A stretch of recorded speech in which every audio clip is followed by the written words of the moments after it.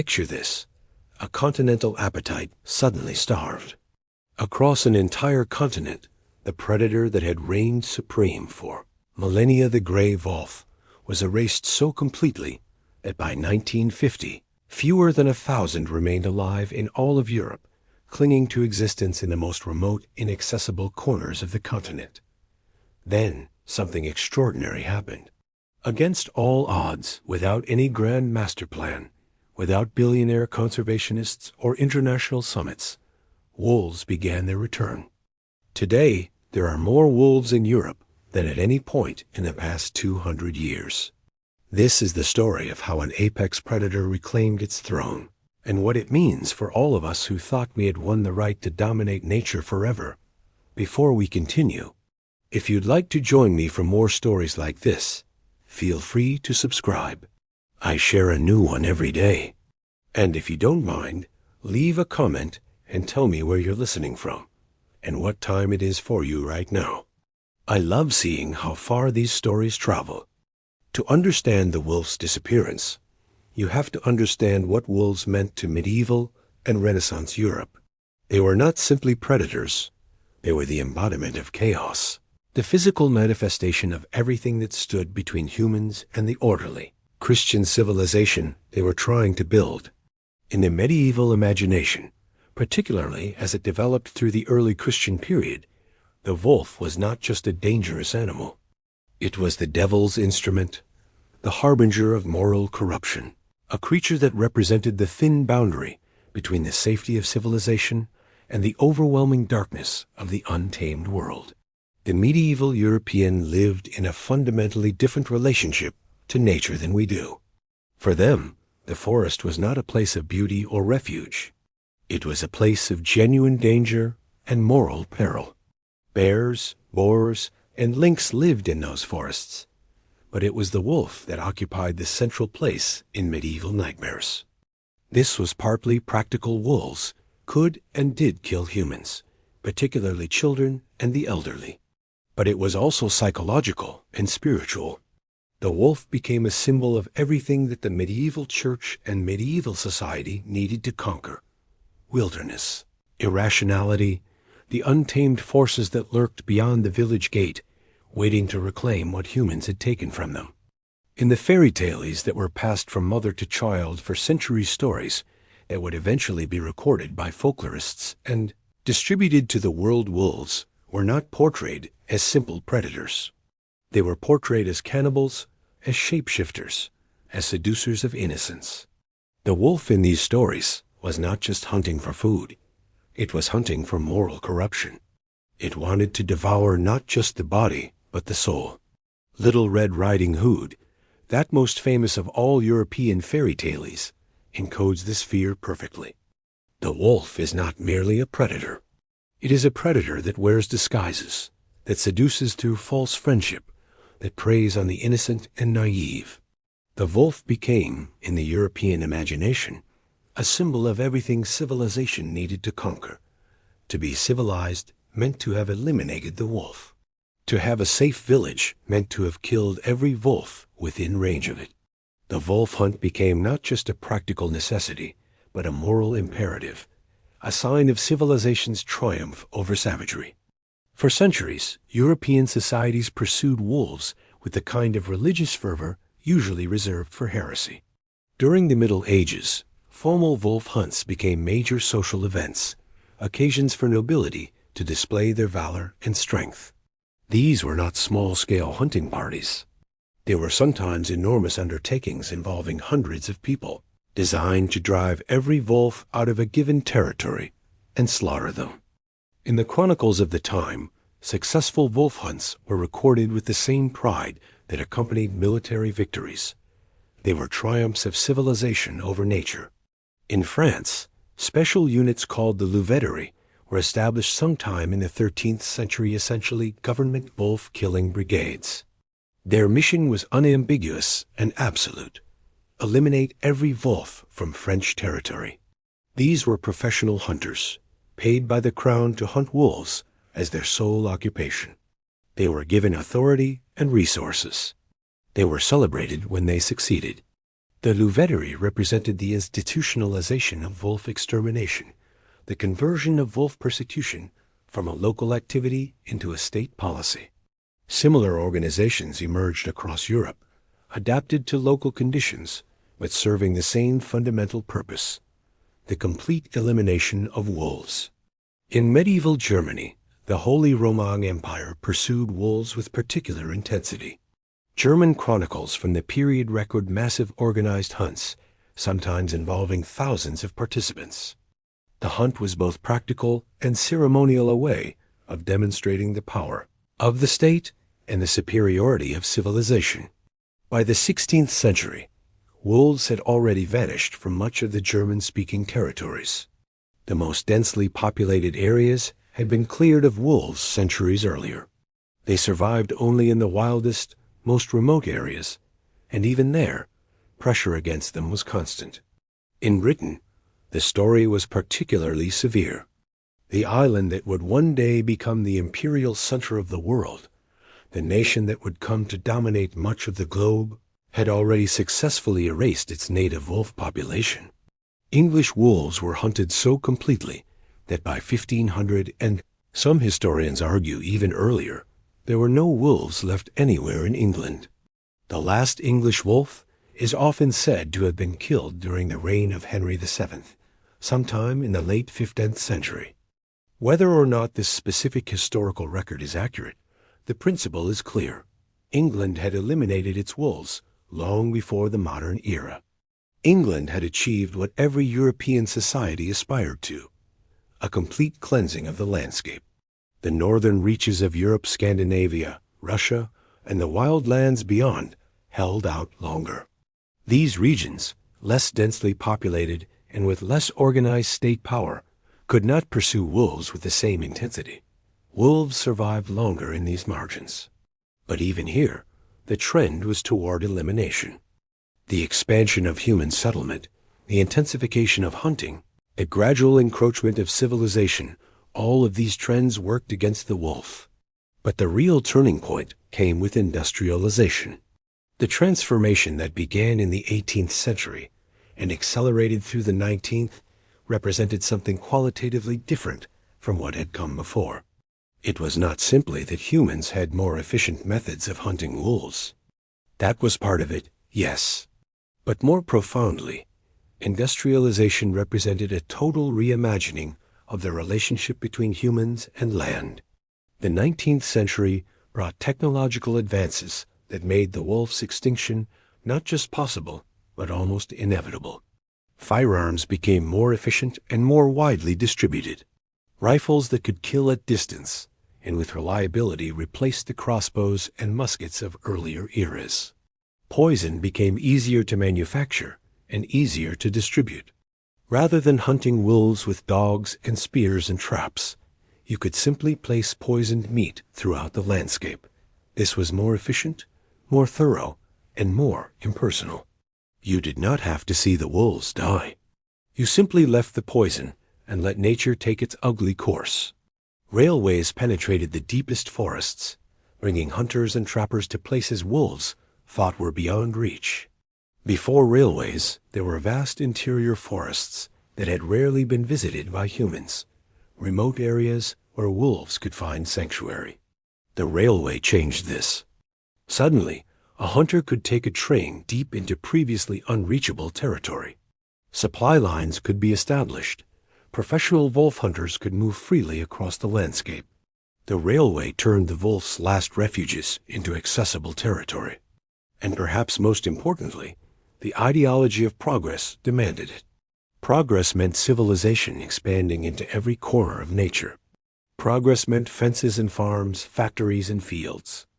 Progress meant civilization advancing like a conquering army, bringing order and industry to every place that wilderness had previously dominated. Progress meant no wolves. The wolf was not compatible with progress. The wolf was a sign that progress had not yet reached or had reached and failed to maintain a particular territory. The transformation of the landscape itself worked against the wolf. As forests were cleared for agriculture, as meadows were converted to pasture, As the countryside became increasingly a managed human space rather than wild nature, there was simply less room for wolves. The habitat that wolves needed to survive was being systematically destroyed. It was not just that wolves were being hunted. It was that their world was being dismantled, converted into something else, something that could be measured and controlled and turned into profit. By the turn of the 20th century, the wolf was already a ghost. In France, the last wolf was officially killed in 1910, a female, captured near the Mediterranean coast. There would be occasional unconfirmed sightings over the following decades, but the last breeding population in France had been eliminated by the early 1900s. In Germany, the last wolves fell sometime in the 1870s. The great German forests, which had once held substantial wolf populations, had been cleared of them. Spain had reduced its population to a handful, concentrated in the most inaccessible mountain areas. Italy's wolves, the ancestors of the very animals that were revered in Rome's founding mythology, the creatures that had nursed Romulus and Remus, had been hunted nearly to extinction, reduced from a presence that shaped an entire civilization to a handful of survivors hiding in the Apennine Mountains. Poland and Eastern Europe held out somewhat longer. These regions, less densely developed and with less intensive state organization, could not pursue wolves with the same relentless efficiency. But even here, the pressure was immense. Hunters killed wolves whenever they encountered them. Shepherds poisoned wolves when they threatened livestock. Governments established hunting quotas and encouraged wolf hunting. The direction was clear, even if the timeline was slightly delayed. Wolves were being eliminated everywhere. The continent had made up its mind. The wolf would be erased.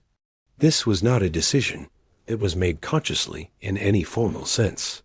There was no summit at which European nations agreed that wolves must go. Instead, it was a consensus that emerged from thousands of individual decisions made by hunters, shepherds, farmers, and governments across the continent. It was a consensus about what civilization meant and what it required. The reasons given were straightforward and seemed unassailable. Wolves killed livestock. They represented an economic threat to farmers and shepherds who depended on their herds for survival. In an era before modern veterinary medicine and before the economics of food production became globalized, losing sheep or cattle to a wolf attack was a genuine disaster. A family's entire winter food supply could be devoured by a pack of wolves in a single night. The wolf was an enemy of prosperity and survival. The testimonies from the time make this clear. Farmers and shepherds were not engaging in some abstract philosophical exercise about dominating nature. They were trying to survive. The wolf represented a real threat to their livelihoods and their families' welfare. When a shepherd lost a significant portion of his flock to wolves, he was not just losing animals. He was losing his livelihood, his ability to feed his family through the winter, his stake in the community. From this perspective, the wolf was not a creature to be coexisted with. It was a threat to be eliminated. But there was more to the elimination of wolves than pure economic necessity. The wolf was also the enemy of a particular vision of Europe's future, a vision of total mastery, of nature completely subordinated to human will. The wolf hunt was not just about protecting livestock. It was about proving that humans could conquer wilderness itself, could transform the entire continent from a wild place to a managed and controlled space. Every wolf killed was a small victory for civilization against the wild. The extermination of wolves became a point of pride, a demonstration of European sophistication and control. To have eliminated all the wolves in your territory was a sign of power and civilization. It was a sign that you had mastered your domain. The wolf's elimination became not just a practical necessity, but a cultural achievement, something to be proud of and to commemorate. The extermination of wolves in Western Europe became complete in a way that no other large predator did. You could still find bears in some areas. Lynx survived in remote mountain ranges. But Wolves the wolf was almost completely gone. It had been hunted to the very edge of extinction with a thoroughness and efficiency that spoke to the depth of human hatred and fear. And they very nearly succeeded in making the wolf completely extinct in Europe.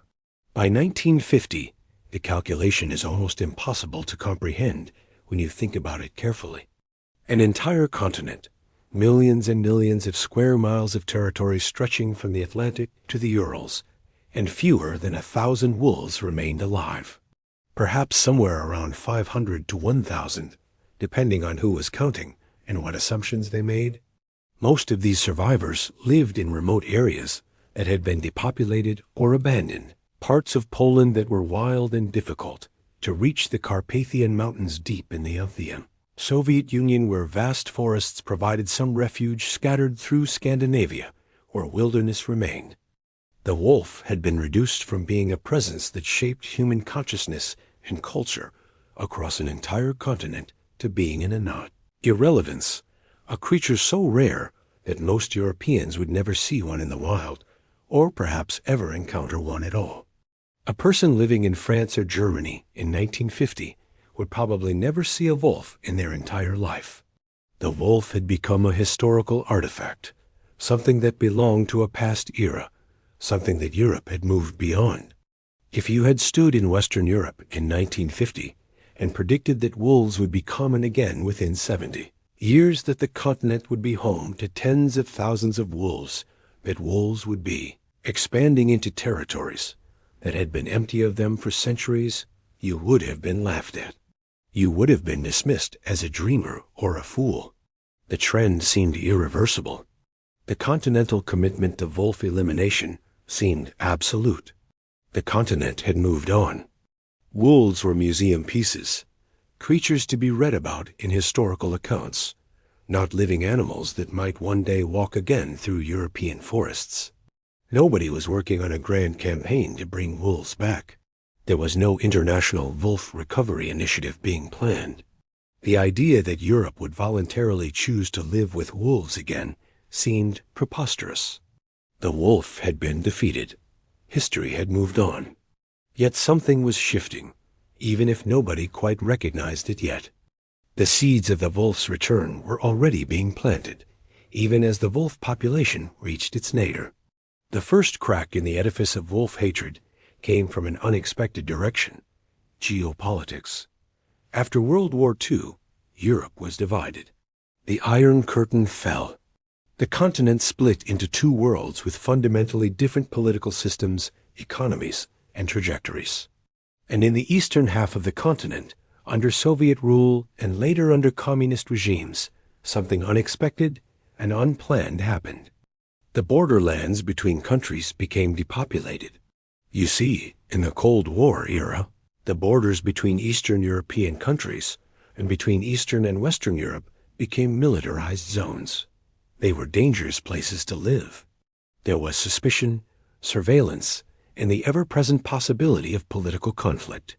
People moved away from these borders out of fear and practical necessity. The wild lands on either side of these borders were left largely alone. The forests were depopulated. The intense human pressure on wildlife that characterized developed regions eased significantly. In Poland particularly, wolves found refuge in areas that humans had abandoned out of fear, rather than out of any deliberate conservation sentiment. The borderlands with Germany and Czechoslovakia, areas that might have been completely wolf-free a few decades earlier, suddenly became sanctuaries. The wolves that had survived in the deepest forests of eastern Poland found that human persecution had lessened. There was still hunting, still persecution, but it was less intense than it had been or than it remained in Western Europe. Nobody was actively protecting these wolves. Nobody in the Polish government had decided that wolves were worth preserving, but nobody was actively exterminating them either, not with the same intensity as had characterized earlier eras. And that small change, the removal of constant active pressure, was enough.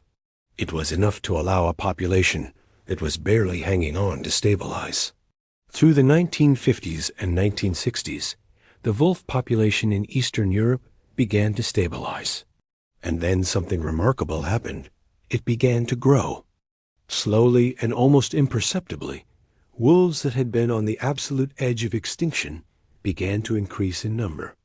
By some estimates, wolves were actually starting to increase in number in Eastern Europe, particularly in the Soviet Union, where vast forests provided sanctuary and hunting pressure was less intensive than in Western Europe. The Soviet Union, despite its many environmental failings, had vast tracts of wilderness that provided refuge for wolves. This recovery happened almost by accident. It was not the result of any deliberate conservation strategy or any government commitment to protecting wolves. It was the byproduct of geopolitical division and the collapse of the old European order, not the result of any conscious decision to preserve the species. But it set the stage for something remarkable that would unfold over the following decades. The wolves that survived in Eastern Europe during the Cold War era became the seed population for the entire European wolf recovery. The second crack in the edifice of wolf hatred came from within European consciousness itself. After the horrors of World War II and the Holocaust, after humanity had witnessed what could result from an ideology of total domination and control, something shifted in how Europeans thought about the relationship between civilization and nature. There was a growing sense, particularly among intellectuals, young people, and those traumatized by the war, that unbounded domination, that the total conquest of the natural world had perhaps not been such a good idea after all. This was not a simple or straightforward process. The 1950s saw the peak of European industrial development and the widespread adoption of technologies designed to control nature: pesticides, herbicides, chemical fertilizers, and large-scale industrial agriculture. In many ways, the 1950s represented the apex of humanity's attempt to completely master and control nature. It was also in the 1950s that environmental problems began to become visible. Pesticide pollution began to accumulate in animal populations. Waterways became polluted with industrial waste. Air quality in industrial cities became dangerously poor. But alongside this continued attempt at domination, something else was emerging. Environmentalism began to emerge as a political and philosophical movement, particularly in Northern Europe and North America. It was not yet the mainstream concern it would become, but it was starting to take shape. Scientists began to raise concerns about pollution and its effects. Writers and philosophers began to question the assumption that nature was something to be conquered rather than something to live within. This intellectual shift was codified and given enormous influence by the publication of Rachel Carson's Silent Spring in 1962. The book challenged the assumption that humans could simply poison their way to progress. It documented the ways that pesticides were accumulating in ecosystems, killing not just the insects they targeted, but birds, mammals, and fish. It raised fundamental questions about whether the chemicals that had made agriculture so productive were worth the price being paid in environmental damage. Silent Spring was not primarily about wolves, but it created a climate of opinion in which the wolf's value began to be reconsidered. Around the same time, national parks began to be established throughout Europe. These were areas set aside where nature would be protected, where wilderness would be preserved. This represented a fundamental change in thinking. Previously, the goal had been to eliminate wilderness, to convert every wild place into human-controlled space. Now, there was growing recognition that some wild spaces should be preserved, that nature had value beyond its utility to humans. The idea that nature had intrinsic worth, that it was not simply a resource to be exploited, began to gain traction in educated and intellectual circles. This was a profound philosophical shift. For centuries, the dominant European worldview had seen nature as something to be used. The forest was trees to be logged. The meadow was land to be farmed. The wolf was a pest to be eliminated. Now, there was growing recognition that nature had value in itself, that wilderness was worth preserving for its own sake. In this new climate of thought, the wolf's complete extinction began to seem like a loss rather than a victory. The extinction was not yet recognized as tragic. Most Europeans in the 1960s had no emotional investment in the fate of wolves. But among scientists and intellectuals, there was growing recognition that eliminating an entire species represented a kind of impoverishment. The wolf had been part of Europe's nature for millennia. Its complete extinction meant that something had been lost, something that could never be recovered except through extraordinary effort. Scientists began to study what remained of Europe's wolf populations, particularly in Eastern Europe and the Soviet Union. They began to study wolf ecology and to realize that wolves played a crucial role in maintaining healthy ecosystems. This was not yet the sophisticated understanding of trophic cascades that would develop later, but it was the beginning of recognition that wolves were not simply predators that killed livestock. They were part of ecological systems that had been functioning for millennia. Philosophers and writers began to reconsider the cultural mythology that had demonized the wolf for centuries. There was growing recognition that the fairy tale portrayal of the wolf as evil and deceptive was a cultural construction, not an objective description of what wolves actually were. The wolf, viewed from a scientific and ecological perspective, was not evil. It was an animal doing what animals do, hunting for food, surviving, reproducing. There was, in short, a fundamental reassessment of what the wolf meant to human civilization. This reassessment was slow, incomplete, and contested. Many people still hated wolves and saw them as vermin. But the intellectual and scientific consensus began to shift. By the 1970s, a significant portion of educated Europeans had come to see the wolf differently than their ancestors had. But intellectual change was not enough by itself to bring wolves back. Ideas are important, but they do not automatically translate into action. What was needed was for individuals in specific countries to decide that wolves were worth protecting, even if it meant reversing centuries of policy and cultural practice. The real turning point came not from philosophical arguments or scientific research, though these things mattered. It came from a few individuals in a few countries who decided that wolves were worth protecting, even if most of Europe still disagreed with them. These people were not necessarily famous or powerful. Many of them were scientists or government officials who had come to believe that protecting wolves was the right thing to do. In Italy, the story is particularly instructive and remarkable. Italy's relationship to the wolf was deeply complicated. Rome itself had been founded, according to legend, by Romulus and Remus, who were nursed by a she-wolf. The wolf was part of Italian national mythology. And yet, for centuries, Italy had pursued wolves with the same intensity as any other European nation. By the 1970s, Italy's wolves had been reduced to perhaps 100 individuals, hunted relentlessly, and living in the most inaccessible mountain areas, primarily in the Apennines, the spine of mountains running down the Italian peninsula. These wolves lived in conditions of constant threat. Hunters, shepherds, and ranchers killed them whenever they encountered them. There was no legal protection. Killing a wolf was not illegal. There was simply consensus among rural people that wolves were vermin and should be eliminated. The Italian government had not made any formal commitment to protecting wolves. The wolves that remained were survivors, creatures that had managed to avoid human persecution through a combination of luck and the remoteness of their habitat. In 1971, Italy passed a law that changed everything. The country passed a comprehensive environmental law that granted legal protection to a wide range of wildlife species. Wolves got swept up in this legislation. It was not the result of a grand campaign for wolf protection. It was not the result of a nationwide movement. It was almost accidental. The law was part of broader environmental legislation designed to modernize Italy's environmental policies. Few people noticed.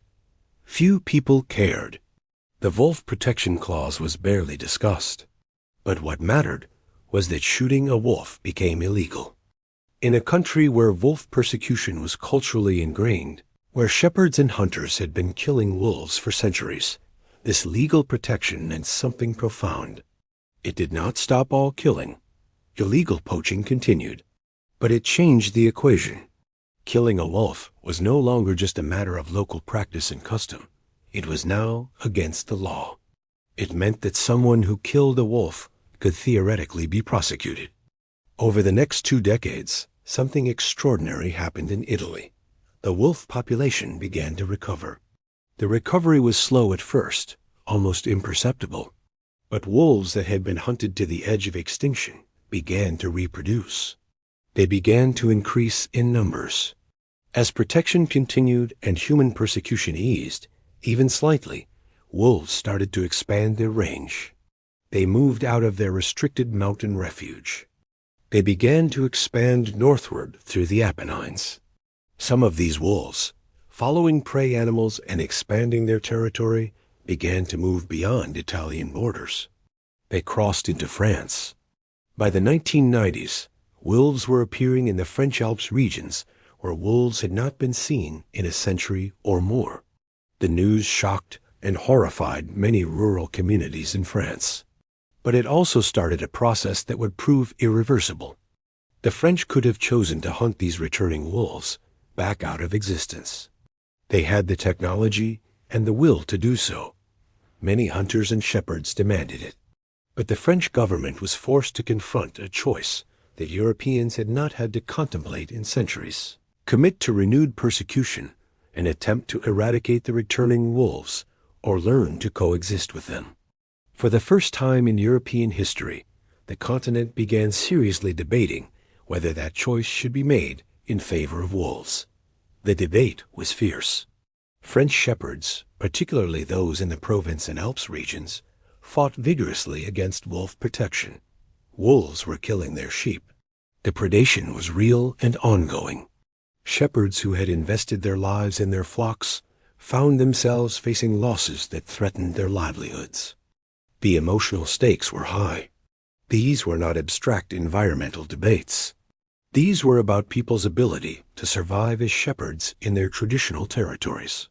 But France also had a strong environmental movement and intellectuals and scientists who had come to value wolves. There was, in other words, conflict. There was genuine tension between different visions of what France should be and what role wolves should play. This was not a simple story of enlightened environmentalists defeating ignorant shepherds. It was a complex situation in which real human interests were in conflict with each other. What emerged was a compromise that would become the template for much of European wolf recovery: coexistence with management. France did not eliminate the returning wolves, nor did it simply let nature take its course without regard to the impacts on shepherds. Instead, France committed to supporting coexistence through a variety of mechanisms. The Spanish story developed somewhat differently, though with similar underlying dynamics. Spain's wolf population, like Italy's, had been reduced to a handful by the mid-20th century. They survived in the northwest corner of the country, in areas so remote and so economically marginal that they had effectively been abandoned by Spanish society. These were wild places, not developed as agricultural land, not integrated into the modern Spanish economy. The wolves that survived there did so not because anyone was protecting them, but because they lived in territory that humans had little interest in. In the 1970s and 1980s, Spain began to recognize its wolves as something worth preserving. This recognition came from multiple sources: growing international environmental consciousness, Spain's modernization and integration into Europe, the influence of scientists who had come to understand the value of wolves. The Spanish government began to recognize that having wolves was part of what it meant to be a modern European nation. It was not incompatible with progress or prosperity. It was, in fact, a sign of a sophisticated, environmentally conscious nation. Spain passed protective legislation. International agreements recognized the wolf's status as a protected species. And like in Italy, the wolves began to respond to this protection by increasing in number. Northern Spain's wolf population, which had been counted in the dozens or low hundreds in the 1970s, began to grow. By the 1990s, there were several hundred wolves across northern Spain. By the early 2000s, the population had expanded dramatically. The wolves were not just surviving, they were expanding. And then something remarkable happened. Spanish wolves began to cross into Portugal. Wolves that had not been seen in Portugal for perhaps a century or more started reappearing in Portuguese territory.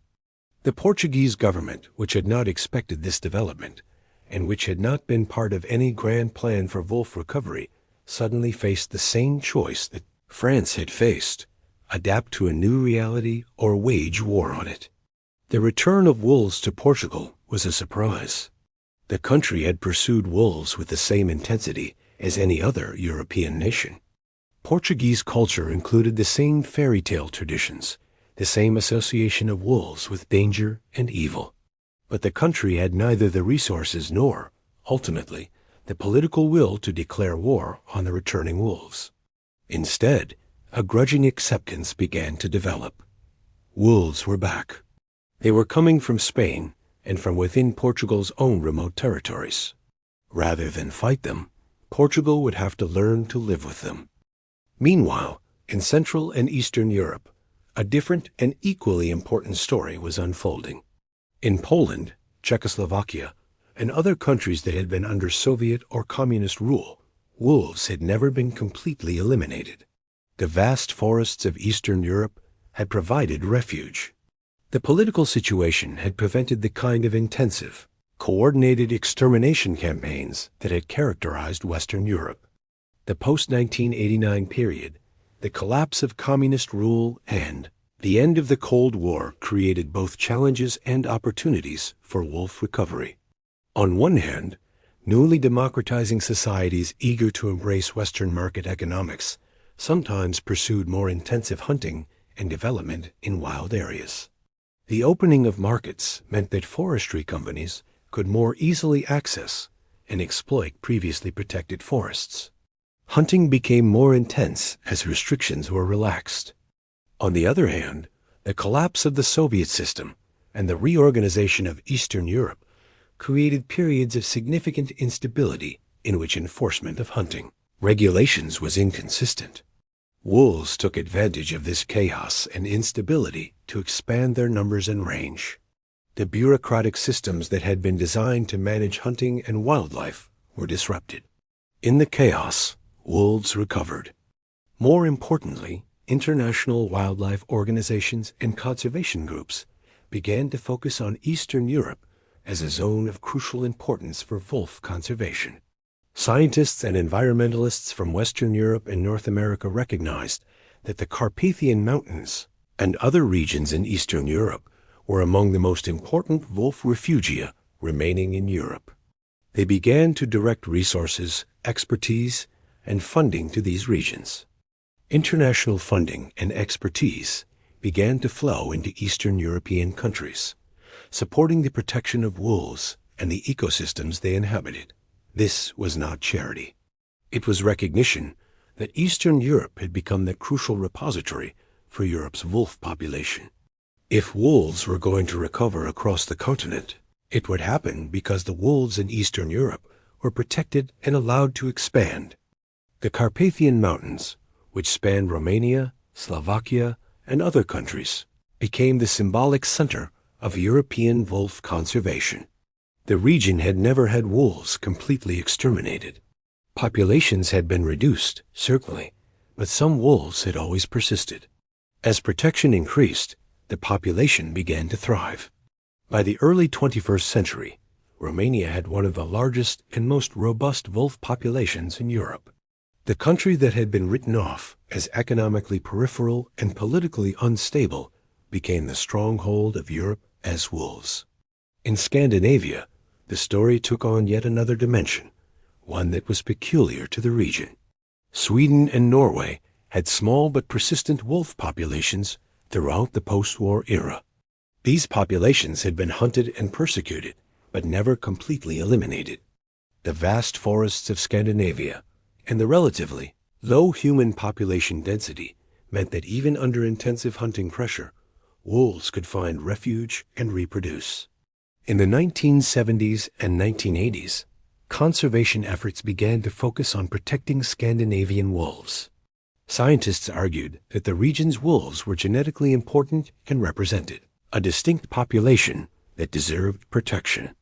But there was another crucial factor that made wolf recovery possible in Scandinavia: the partial collapse of the elk hunting industry. For centuries, hunting had been a crucial part of Scandinavian culture and economy. Large-scale organized hunting of elk and other large mammals had been an important way for rural communities to earn income and sustain themselves. But as modernization proceeded and rural economies diversified, the economic importance of hunting declined. In some areas, hunting pressure decreased. The human population of rural areas declined as people migrated to cities. This created what ecologists call ecological release. The reduction of a limiting factor allows a population to expand. With reduced hunting pressure on prey species like elk, and with more refuge areas as human populations declined, wolves found it easier to survive and reproduce. Even more remarkably, wolves began to migrate from Finland and Russia into Sweden. The idea that wolves could naturally expand their range without human assistance became a reality. Wolves that had survived in the vast forests of Finland and in Russian territory began to cross into Sweden. The political borders that separated these countries meant little to the wolves. They followed prey and expanded their territory according to ecological logic, not political geography. By the 1990s, the Scandinavian wolf population was larger than it had been in perhaps a century. For the first time in modern history, wolves were increasing in a northern European country. The trend was not universal. Norway had more complicated politics around wolves, with stronger hunting interests resisting wolf recovery. But the overall trend was clear. Scandinavian wolves were making a comeback. All of these developments in Italy, Spain, France, Eastern Europe, and Scandinavia remained largely invisible to most of Europe. The wolf recovery was not a coordinated campaign. It was not headline news. Most Europeans were completely unaware that wolves were beginning to return to the continent. It was the result of dozens of different decisions made by different countries, different conservation organizations, different scientists and activists, all working somewhat independently of each other. There was no master plan. There was no grand wolf recovery initiative announced with great fanfare at some international summit. There was no charismatic billionaire funding a massive rewilding campaign. Instead, wolves simply began to come back because humans, in small but meaningful ways, stopped trying so hard to eliminate them. Protection was extended through legislation. Hunting pressure eased in some regions. Political and cultural attitudes shifted, slowly and incompletely, but meaningfully. The recovery of Europe's wolves in the latter decades of the 20th century happened almost beneath the notice of the general public. It was scientists and environmentalists who were aware of what was happening. It was shepherds and hunters in rural areas who first encountered the returning wolves. But for most Europeans, living in cities, working in modern economies disconnected from nature, the wolf's return was something that had not yet entered their consciousness. Yet by the end of the 20th century, the trend was unmistakable. Wolves were spreading. Populations were increasing. For the first time in centuries, the question was not whether wolves would survive in Europe, but how far they would spread and what it would mean for European society. The return of wolves was not going to be simple or straightforward, though. It was going to create genuine, intense conflict between different human interests and visions of what Europe should be. Because wolves, you see, didn't just come back to the remote mountain areas and wild forests where humans had largely abandoned them. They expanded into regions that were still inhabited by people who made their living herding sheep and cattle. They created a fundamental problem that had no easy solution. How do you have wolves and livestock in the same landscape? In southern France, As wolves began to appear in the Alps in the 1990s, sheep herders erupted in fury. These shepherds and their families had lived in the mountains for centuries without wolves.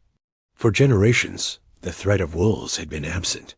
Shepherds could let their flocks graze on the high mountain pastures with confidence that they would be safe.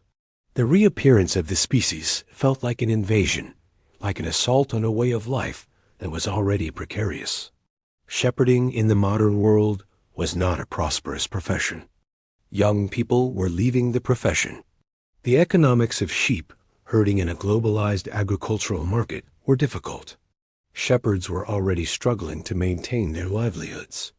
The sudden appearance of wolves that could kill their sheep felt like nature itself was conspiring against them. It felt unfair.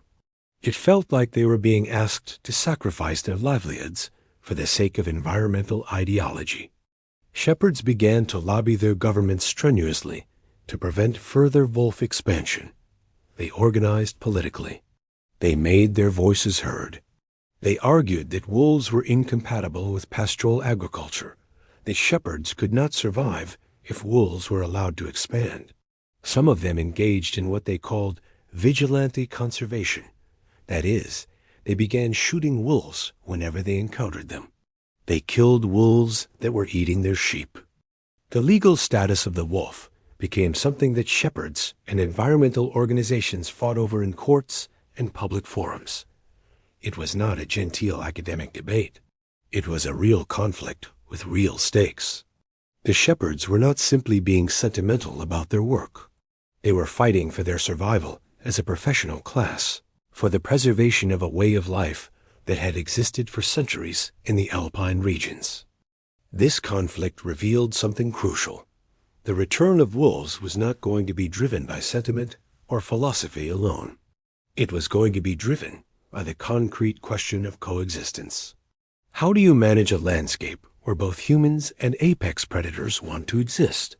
How do you balance the interests of people who depend on livestock for their income with the desire to preserve wolves? There was no purely theoretical answer to this question. It had to be worked out on the ground, in particular places, through difficult negotiations and practical problem solving. Gradually, some solutions emerged from this necessity. In France, for example, electric fencing systems were introduced to protect livestock from wolves. These systems created barriers that wolves could not easily penetrate. Shepherds learned to move their flocks to areas where fencing could be maintained. The technology was not perfect, but it worked well enough that losses could be reduced to manageable levels. Government compensation programs were established to reimburse shepherds for wolves that killed their animals, despite their best efforts to protect them. If a shepherd had done everything right, maintained fences, used guardian dogs, moved the flock appropriately, but still lost animals to wolves, the government would compensate them for those losses. This meant that shepherds did not have to absorb the entire cost of coexistence with wolves. Society, recognizing that wolves had value, agreed to help pay the price. Livestock guardian dogs, a practice that had been abandoned for decades as wolves disappeared, were brought back. These are large dogs, bred for centuries to protect flocks from predators. They had fallen out of use when wolves became rare. As wolves returned, herders began to use them again. The dogs lived with the flocks, bonding with the sheep, and defended them from predators. It was not foolproof. Wolves could still kill sheep, even with guardian dogs present, but it significantly reduced predation. Shepherds were trained in techniques for living with wolves, in ways to manage their flocks and their movement to reduce encounters with predators. This meant understanding wolf behavior, learning where and when wolves were most likely to attack, developing strategies for moving livestock away from known wolf territories during vulnerable seasons. It meant essentially reverting to older pastoral practices that had evolved in a time when wolves were present. It took years. It took decades. In some cases, it involved genuine tragedy: shepherds who lost significant portions of their flocks, who suffered economically, whose traditional way of life was disrupted. Wolves were killed in retaliation for livestock losses. Some of these killings were legal, others were not. Political conflict persisted. But gradually, in places like the French Alps, a new coexistence began to emerge. It was not easy. It was not romantic or idealized. It was pragmatic and imperfect, but it was real. Shepherds did not suddenly love wolves. Many of them continued to resent them and to view them as unwanted invaders. But many shepherds came to accept that wolves were returning, that they were not going away, and that the best approach was to adapt rather than to fight a losing battle. This acceptance came slowly, and it came only after years of conflict and negotiation. The most dramatic transformation happened in the Iberian Peninsula. As Portuguese and Spanish wolves expanded into regions where they had not been seen for a century or more, rural communities had to figure out how to live with them. They were unprepared. There was no institutional knowledge about how to live with wolves because wolves had been absent for so long. Older generations might have had stories from their parents or grandparents about wolves, but lived experience of coexistence was absent. In some cases, this meant installing new technologies. Electric fencing and guardian dogs were adopted. In others, it meant changing traditional livestock management practices. Shepherds and ranchers had to learn new ways of moving their herds, new grazing patterns that took wolf presence into account. The process was often painful. Herders lost animals. They lost money. Their way of life was disrupted. Shepherds and ranchers fought fiercely against wolf conservation efforts. There were protests. There was political pressure. There were demands that the government kill wolves or at least remove legal protections. But ultimately, these efforts failed. The wolves continued to expand. The governments of Spain and Portugal, influenced by international conservation standards and by their own national commitments to environmental protection, maintained legal protection for wolves. But something remarkable happened over time. Over years and decades, communities began to adapt. They developed systems that worked. Predation incidents, while not eliminated, became manageable. Shepherds and ranchers learned techniques for coexistence. They invested in protection systems. They changed their practices. They accepted wolves as a permanent part of the landscape. And in some cases, something even more unexpected occurred. Local communities began to take pride in having wolves on their land. Wolves became an unexpected economic asset. Ecotourism emerged as a new industry. People came to Portugal and Spain specifically to see wolves, to hike in wolf country, to experience something wild and dangerous. Tour operators began to offer wolf-watching expeditions. Hotels and restaurants in rural areas benefited from the influx of tourists interested in wolves. Suddenly, wolves were not just a threat to livestock. They were also a resource. A living wolf was worth more to a community than a dead one. If you counted the tourism revenue, the international conservation funding, the prestige of being home to Europe's most significant wolf population. Shepherds who had fought against wolves found that some of their neighbors were making money from wolf tourism. This economic dimension proved crucial to the long-term success of wolf coexistence. It meant that the argument for wolf conservation was no longer purely environmental or philosophical. It was also economic. Communities that had seen wolves as threats began to see them as opportunities. Not everyone benefited equally, and conflicts persisted, but the economic incentive created a new basis for coexistence. By the turn of the 21st century, the pattern was unmistakably clear. Wolves were returning to Europe, and this return was becoming irreversible. The population that had stood at fewer than 1,000 in 1950 had grown to perhaps 5,000 or 6,000 by 2000. This was still a small population relative to historical numbers, but it represented a staggering increase from the nadir of the 1950s. In the early 21st century, the growth accelerated dramatically. Packs that had not existed for a century began to form in regions where wolves had been absent. Wolves pushed further north and further west than anyone had expected. The recovery was not just happening in remote mountain areas. It was spreading to increasingly developed and populated regions. In Germany, a country where wolves had been extinct for over a century, the first wolves began to appear in the early 2000s. These were wolves migrating from Eastern Europe, following prey and expanding their territory. German scientists documented the arrival of individual wolves, carefully photographing and tracking them. Then there was a second wolf, and the first confirmed breeding pack in Germany in over 100 years. The news generated enormous attention in Germany. For a country that prided itself on its environmental consciousness, the return of wolves was symbolically significant. Here was proof that rewilding was possible, that nature could recover if given protection. But it also generated fear among hunters and rural residents. Some people viewed the returning wolves as a threat. Despite this initial resistance, Germany chose to protect the wolves. The country passed legislation ensuring their legal protection. Germany, now a unified nation after decades of division, recognized that having wolves was part of what it meant to be a modern European country. By 2010, Germany had an established wolf population. By 2020, Germany had multiple packs, and the population was steadily growing. Wolves were now a permanent part of the German landscape, something that would have seemed impossible just a few decades earlier. In France, wolves moved from the Alps into other mountain ranges. They appeared in the Pyrenees in southwestern France, an area that had been wolf-free for even longer than the Alps.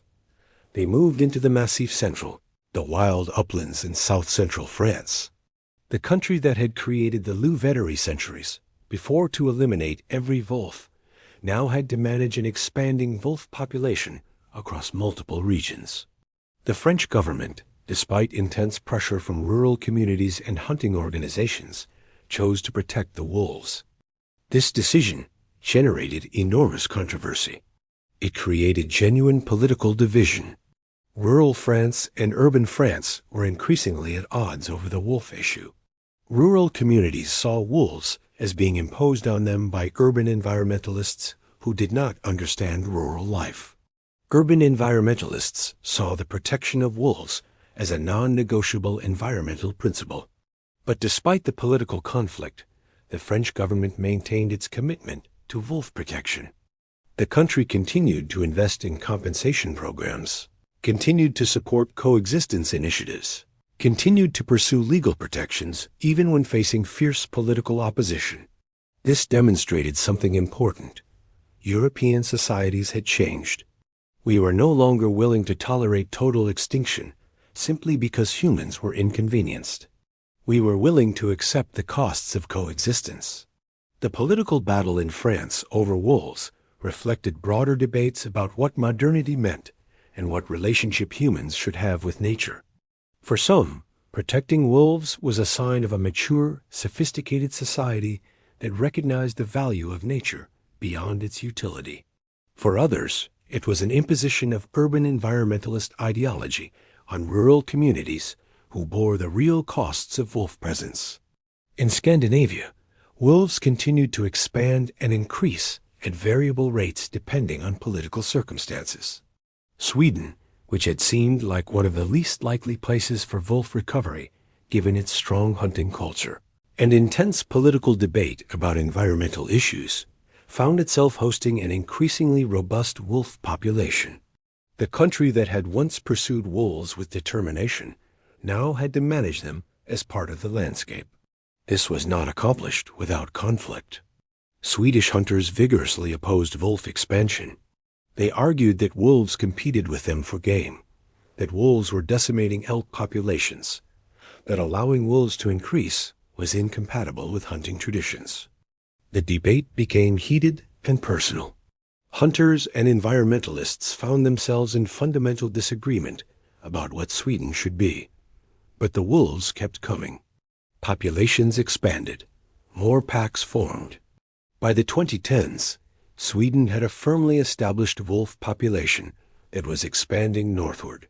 For the first time in centuries, wolves were a permanent feature of the Swedish landscape. Norwegian wolves expanded northward into regions where wolves had not been seen for generations. But Norway's politics around wolves were even more contentious than Sweden's. The country had powerful hunting interests and a cultural tradition of hunting that was deeply embedded in national identity. Legal hunting of wolves was permitted in Norway, and the government set quotas that kept wolf populations relatively low.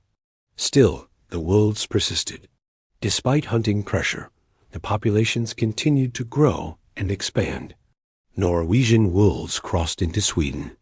Swedish and Norwegian wolves began to interbreed, creating a shared population that transcended national borders. The wolves did not recognize the political boundary between the two countries. They followed ecology and opportunity.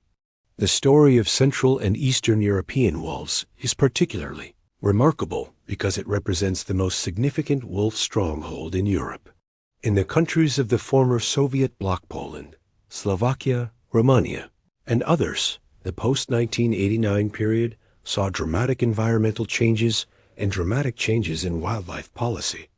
On one hand, the newly democratizing societies eager to embrace Western market economics sometimes pursued more intensive hunting and development in wild areas. The opening of markets and the privatization of forests meant that logging companies could more easily access and exploit previously protected forests. Hunting became more commercialized and more intensive as restrictions were relaxed and profit incentives emerged. On the other hand, the collapse of the Soviet system and the reorganization of Eastern Europe created periods of significant instability in which enforcement of hunting regulations was inconsistent and often completely absent. The old Soviet bureaucratic systems that had managed wildlife and forestry collapsed. In this chaos, enforcement of hunting laws became sporadic. Wolves took advantage of this instability and chaos to expand their numbers and their range. More importantly, international wildlife organizations and conservation groups began to focus on Eastern Europe as a zone of crucial importance for European wolf conservation. Scientists and environmentalists from Western Europe and North America recognized that Eastern Europe held the key to the continent's wolf recovery. They saw that the Carpathian Mountains and other regions in Eastern Europe were among the most important wolf refugia remaining in Europe. They began to direct resources, expertise, and funding to these regions with unprecedented intensity. International conservation organizations, like the World Wildlife Fund, began to work with Eastern European governments and local communities. Scientific research projects were established. Training programs were created to teach local people about wolf conservation and coexistence. International funding began to flow into Eastern European countries, supporting the protection of wolves and the ecosystems they inhabited. This was not purely charitable work, driven by Western environmental guilt, though such sentiments certainly played a role. It was also recognition that Eastern Europe had become the crucial repository for Europe's wolf population. If wolves were going to recover across the entire continent, if Europe was going to have a viable wolf population that could continue to expand and thrive, it would happen because the wolves in Eastern Europe were protected and allowed to expand from that stronghold. The Carpathian Mountains, which span Romania, Slovakia, Poland, and other countries, became the symbolic and practical center of European wolf conservation. The region had never had wolves completely exterminated. Populations had been drastically reduced, certainly, but some wolves had always persisted in the vast, difficult mountain terrain. As international protection increased, as political will shifted, as funding and expertise flowed in, the population began to thrive and expand. Romania, a country that had been written off as economically peripheral and politically unstable, became the stronghold of Europe's wolves. The country that was often seen as backward or marginal in Western European eyes became the repository of something precious and rare. By the early 21st century, Romania had one of the largest and most robust wolf populations in Europe, perhaps the largest. The Romanian Carpathians held more wolves than almost anywhere else in Europe. This created a complex situation. Romania was economically developing and trying to integrate into the European Union. Economic pressure mounted to develop the Carpathian region more intensively, to log the forests, to expand human settlement, to extract resources.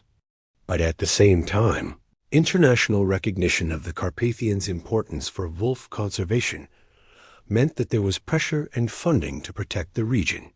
Romania had to navigate between these competing pressures. The country ultimately chose a path that involved protecting wolves while also pursuing economic development. It was an imperfect compromise, but it meant that the Carpathians remained one of Europe's most important wolf regions.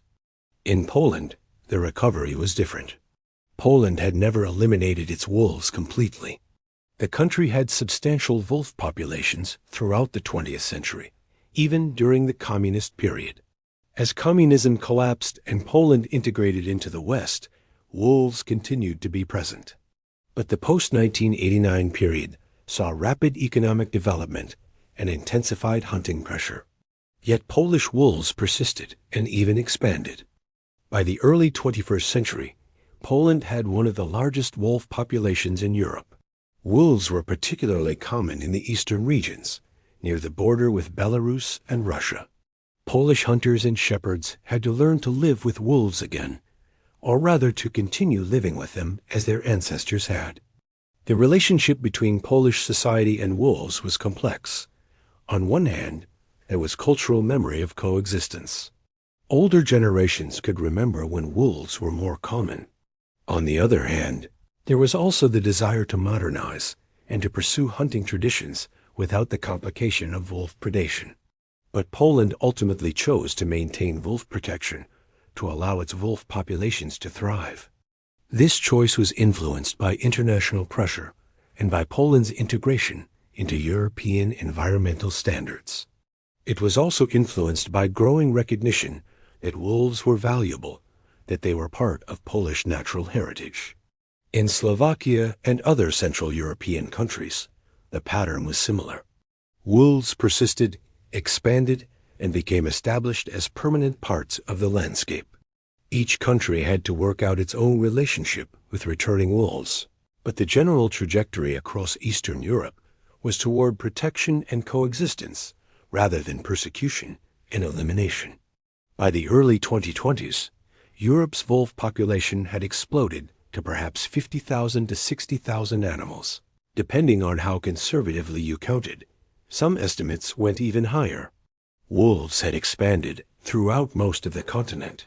They were present in at least 25 different European countries. For the first time in hundreds of years, you could travel from one end of Europe to the other and encounter wolves in genuinely wild populations. The wolf was no longer a relic of the past. It was part of Europe's present and future. This expansion created new challenges that had not been anticipated. As wolf numbers increased dramatically, the incidence of predation on livestock increased as well. In France, the number of sheep killed by wolves rose from dozens per year in the 1990s to thousands per year by the 2010s. This created intense pressure on French shepherds and generated fierce political opposition to wolf conservation from rural communities. Shepherds in southern France organized politically and demanded that the government take action against wolves. They argued that compensation programs were inadequate, that they were being ruined by wolf predation, that the government was prioritizing wolves over rural people. The conflict became intense and personal. Shepherds sometimes blocked roads to protest wolf expansion. They demanded that the government kill wolves to reduce populations. But the French government, despite this pressure, maintained its commitment to wolf protection. It continued to invest in compensation programs, in guardian dogs, in education, and coexistence initiatives. The message was clear and consistent. Wolves are back, and Europe is going to learn to live with them. We are not going to reverse the recovery. Instead, we are going to invest in making coexistence work.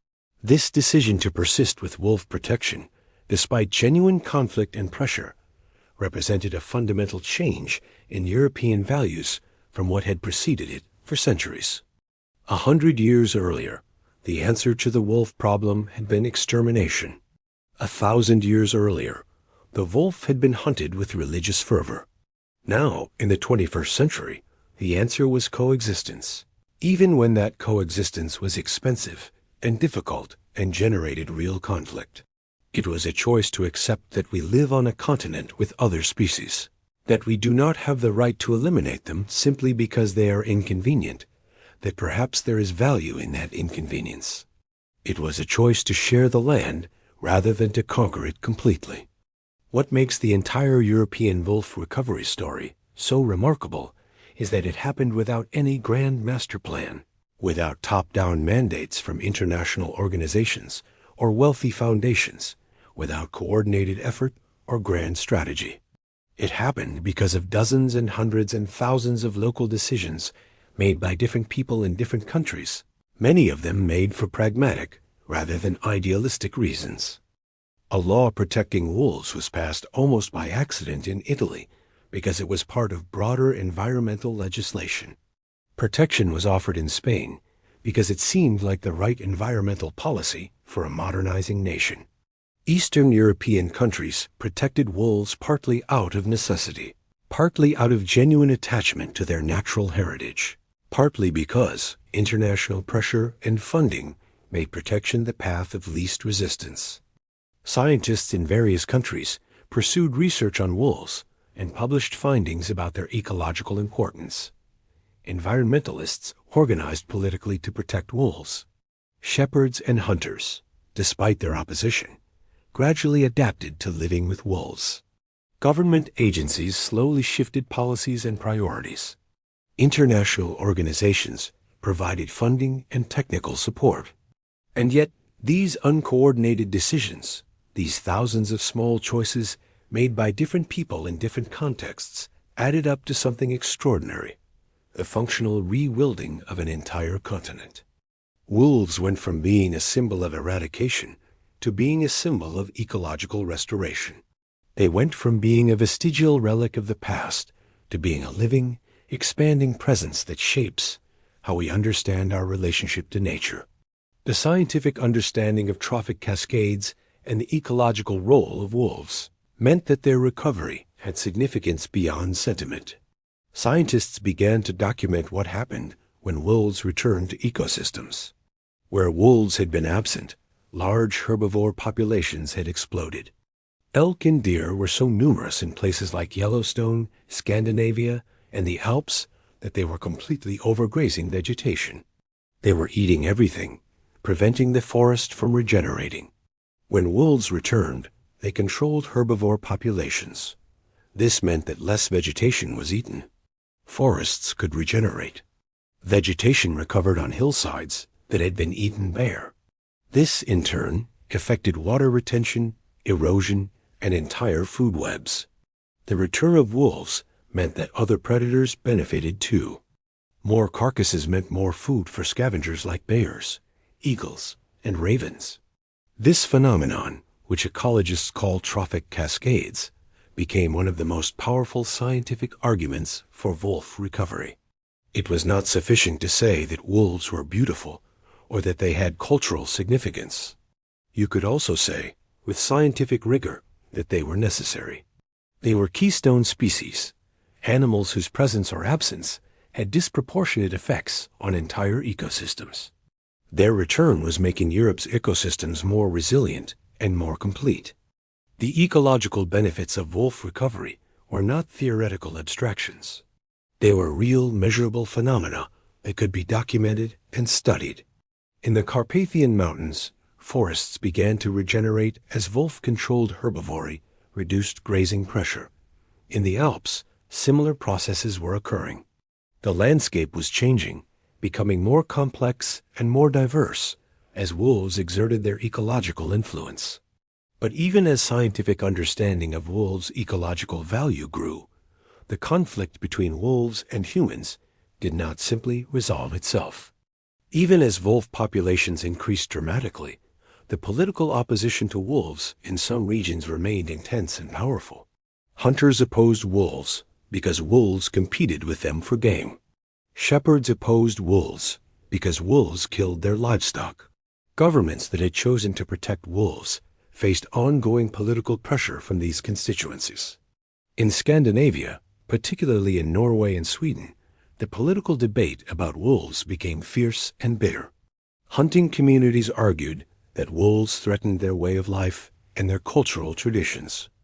They pointed out that they had been hunting elk and deer for generations, that hunting was part of their cultural identity and their economic survival in rural areas. Wolves, they argued, were making it harder for them to do this. They pushed for hunting quotas that would keep wolf populations low. They demanded that the government manage wolves more aggressively. In some years, Scandinavia's wolf population was allowed to decline through legal hunting. The debate became a culture war in some cases between urban environmentalists who wanted wolves and rural communities who feared them. The conflict in Scandinavia was particularly intense because it involved fundamental disagreements about identity and values. For urban Scandinavians, protecting wolves was part of being a modern, environmentally conscious nation. For rural hunters, permitting wolves was a betrayal of hunting traditions and rural livelihoods. The two sides seemed to be talking past each other, unable to find common ground. Yet even in these regions where opposition to wolves was strongest and most organized, wolves persisted. The population might fluctuate, might be managed by hunting, but it did not disappear. Legal protections, even when unpopular, prevented the return to total elimination. And over time, even the most skeptical communities began to adjust to having wolves present.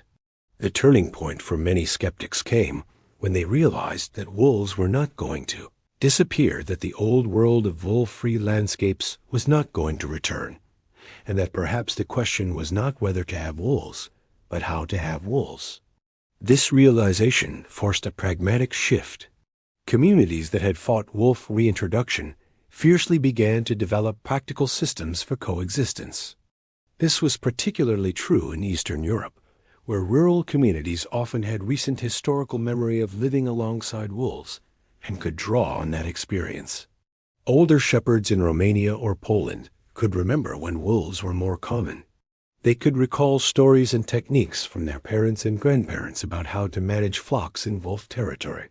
This cultural memory became valuable as wolves returned. These communities developed practical systems and technologies. They invested in electric fencing. They used guardian dogs. They changed their herding practices. They moved their flocks according to seasonal patterns that took wolf presence into account. They learned to accept a certain level of predation as the cost of living in a landscape with wolves. By the 2010s and into the 2020s, a genuine coexistence had emerged in many regions. It was not the romantic, idealized coexistence that some environmentalists had imagined. It was messy and imperfect and involved ongoing conflicts. But it was real. People and wolves were living in the same landscapes, managing to coexist through a combination of technology, adaptation, compensation, and grudging acceptance. The cultural transformation accompanying wolf recovery was equally profound as the ecological transformation.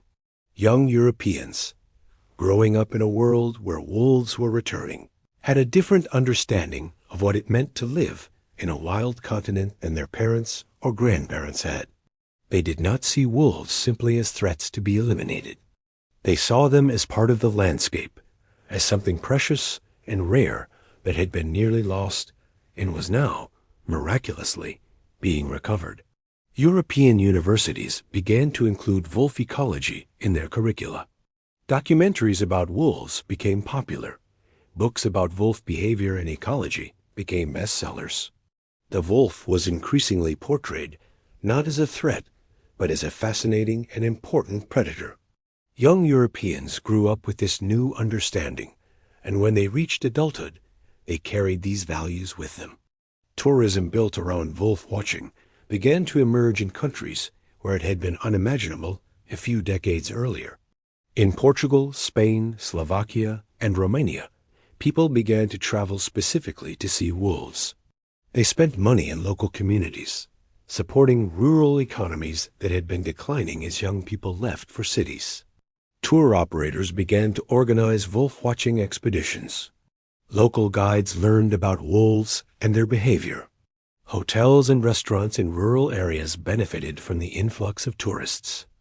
The wolf, which had once been seen as incompatible with prosperity, became a source of it.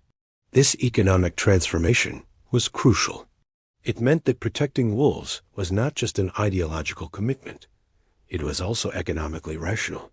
The legal frameworks protecting wolves strengthened and expanded throughout the 2000s and 2010s.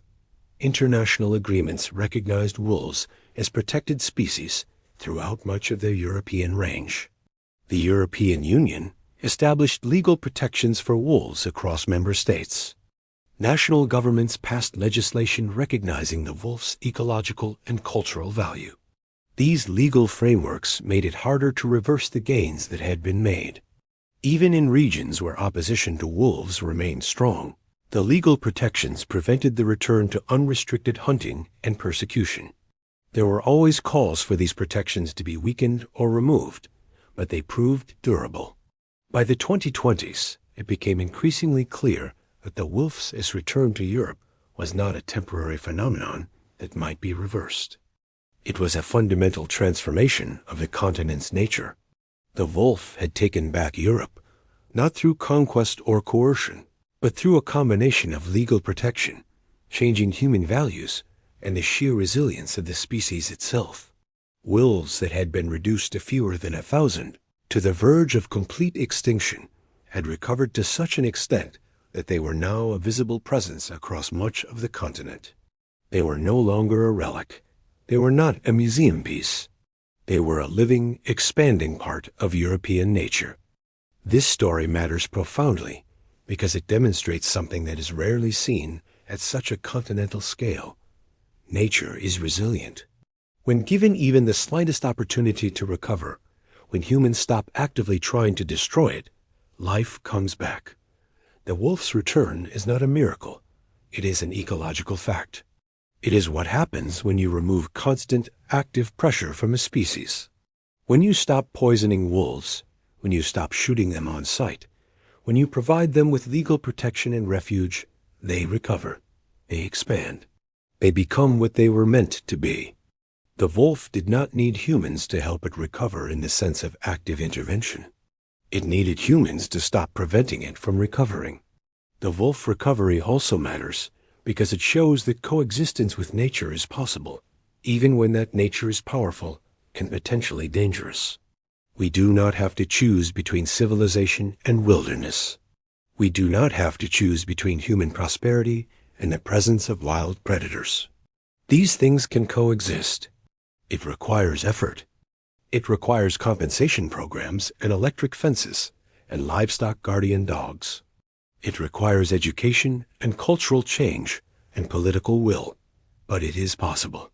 Perhaps most importantly, the return of wolves to Europe matters because it represents a kind of moral and cultural progress. A medieval European, confronted with the idea that one day the continent would be home to tens of thousands of wolves again, would have been horrified. They would have seen it as a failure, a regression, a sign that civilization was weak and ineffective. They would have interpreted it as a catastrophe. But we see it differently now. We see it as a restoration, as something precious reclaimed, as an acknowledgement that progress does not require the elimination of all wildness. We have come to understand that a truly progressive advanced society is one that can maintain both civilization and nature, that can share the landscape with other species, that can accept the presence of powerful predators without trying to eliminate them. This shift in values represents something important, a maturation of human consciousness about our place in nature. For centuries, the human narrative was one of conquest and domination, of taking over nature and bending it to our will. The wolf was a symbol of what needed to be overcome in that narrative. The elimination of wolves was a trophy of civilization. Now we are beginning to tell a different story.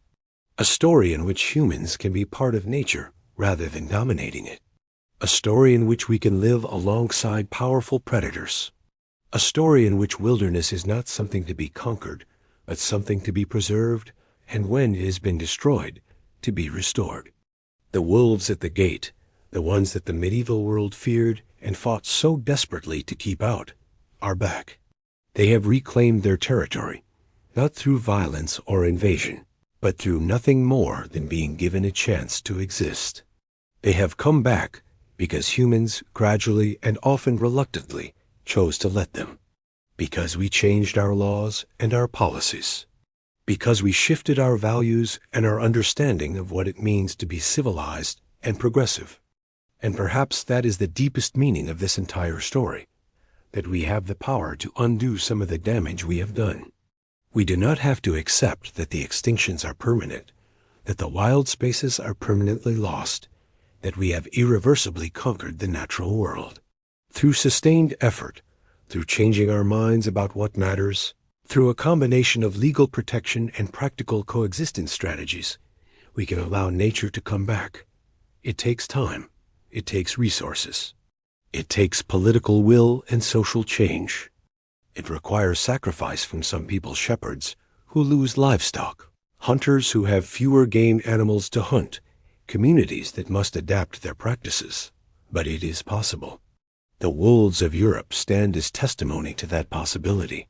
They are living proof that recovery is possible, that ecological restoration is not just a dream but a practical reality, that a creature hunted to the verge of extinction can return and flourish. In their howling across the forests of a continent that thought it had permanently silenced them, there is a message of hope. It is a message that says, the world you destroyed can be restored. The creatures you eliminated can return. Nature is more resilient than you think. And if you change your mind about what matters, if you decide that wilderness and wildness have value, if you commit to protecting rather than destroying, then extraordinary things become possible. The recovery of Europe's wolves is happening right now, in the present. It is not a historical artifact. It is not something that happened in the past. Even as you read these words, wolves are being born in the forests of Europe. Wolf packs are hunting in the mountains. Young wolves are dispersing to establish new territories. The wolf is spreading, recovering, reclaiming the continent. And it is changing not just the landscapes themselves, but also how people relate to those landscapes. A hiker in the Alps today might hear wolves howling at night. That sound, which would have been unthinkable just decades earlier, is becoming normal. It is becoming part of the experience of European nature. What this tells us is that the future is not predetermined. We are not locked into the path of total human domination. We can choose differently. We can choose to share the earth with other creatures. We can choose to value wildness and wilderness. We can choose to restore what we have destroyed. The wolves are back. They have taken back Europe. And in doing so, they have given us back something we had almost lost. The possibility of coexistence with nature, the understanding that we are part of a living world rather than its masters, the hope that recovery is possible.